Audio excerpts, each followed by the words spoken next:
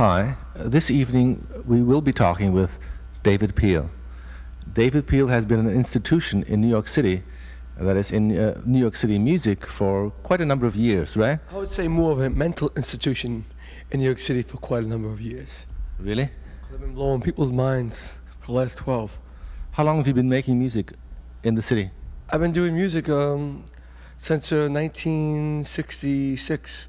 As a matter of fact, I was probably the first ones who went to Washington Square Park and been introduced with a big giant radio. I got this from when I was at the... You're responsible for all that? No, I'm probably one of the people who began one of these things. Before I even did music, I couldn't play guitar or anything like this, so the only way I could express my way in music was bring a radio out. I had a big portable table radio that had batteries in it, and I didn't see that was happening. Everybody was playing actual music. So then I changed from the radio to the actual real music, guitar. I see. What kind of music do you make now, and what kind of music have you made in the past? Well, I'll take the last question first. I did street music. I still do street music, and now I'm doing rock and roll, punk rock, puke rock, future rock. Yeah. What do you mean by street music? Well, they couldn't really categorize me as folk because I didn't go along with the folkies, but I didn't play electric guitar. So I said what I saw in the streets and what the people were saying. Whatever they were expressing, I expressed through the music. I see. Did you have a band that played in the streets, or did you just sort of gather people about you? That's it. Everyone who played a musical instrument who was with me at that given moment was part of the band. We had many, many bands. We had thousands of, I would say hundreds and hundreds of people who have played music with me. What kind of music did you sort of start out playing?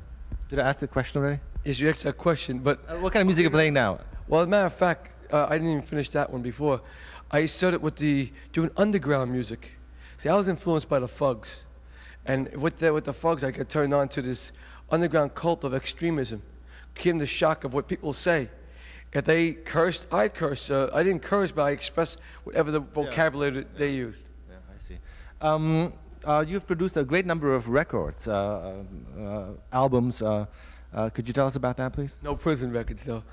Okay. I did everything from Funny. from Having Marijuana to my latest one coming out now, John Lennon for President and Death to Disco.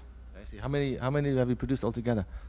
I haven't produced. I did about 4 productions myself, but records actually made, I would say, I made about 12. I see. Do you make them yourself, or how do you go about this? Well, I believe that, if it's your music and art, you should be able to create how it's going to be made, and we do our own. I have my own company called Orange Records. I was on Apple Records, so from the apple to the orange, right into the core, down to the pits, So you're really an entrepreneur. You're an old-fashioned American businessman. Oh no, more like a pioneer.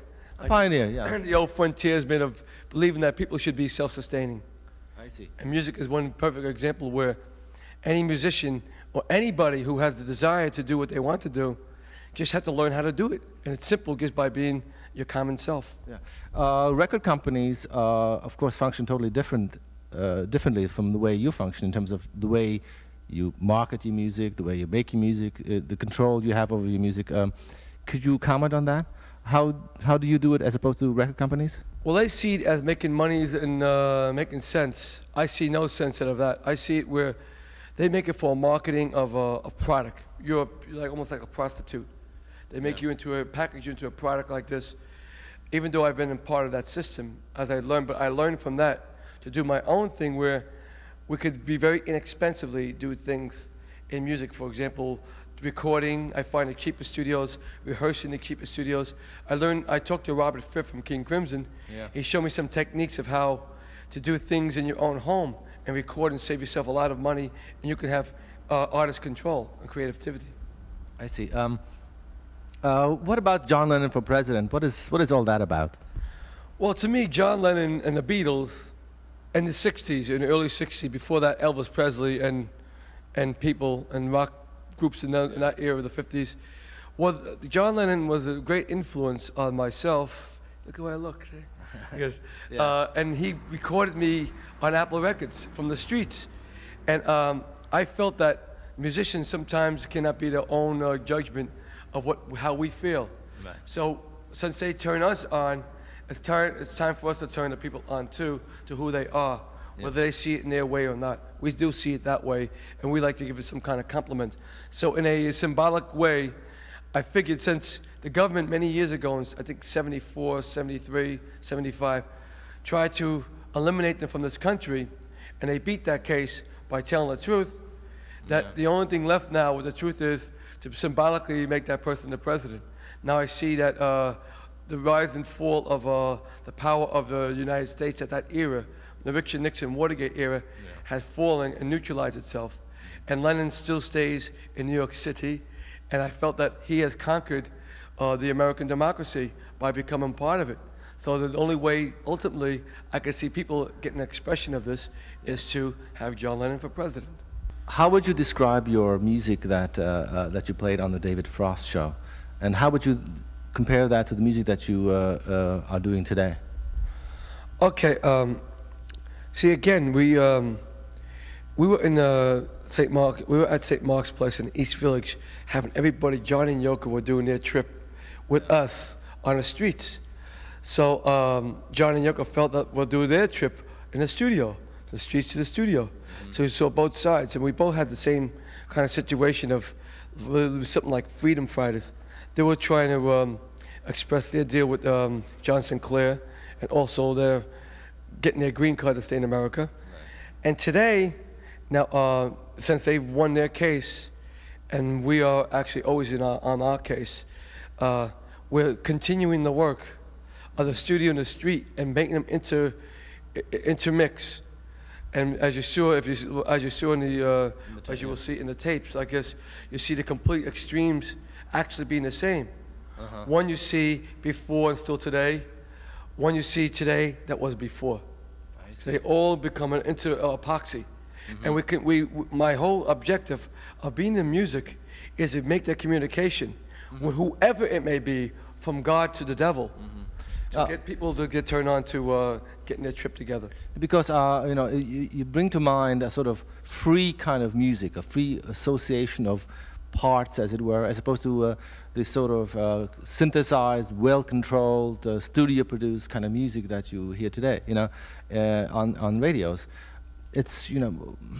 I do actually, but what I'm going to start doing now is to see if I eliminate that structured type of music, then we become into the ghetto of music.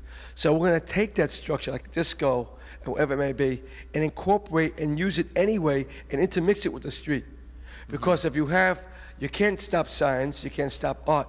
We're going to combine the science and art and gel it, so you have the right to do what you want to do without being controlled doing it. Do you see a future in this particular kind of music, or this particular kind of way of working? Oh, there's no doubt in my mind, because there's millions and millions of people who are on this earth, billions, and we have one thing we have as an actual human resource are people. As long as there's people, there'll be music. As long as there's music, we'll have creativity. With the creativity, we have the right to do what we want to do in the creative arts. Okay, thanks a lot. Anything else you want to say? Remember John Lennon for president. Let's get that disco finally stopped, and music for the people, by the people, with the people, and rock and roll forever for the Orange recording groups too. Okay, thanks a lot. You're welcome.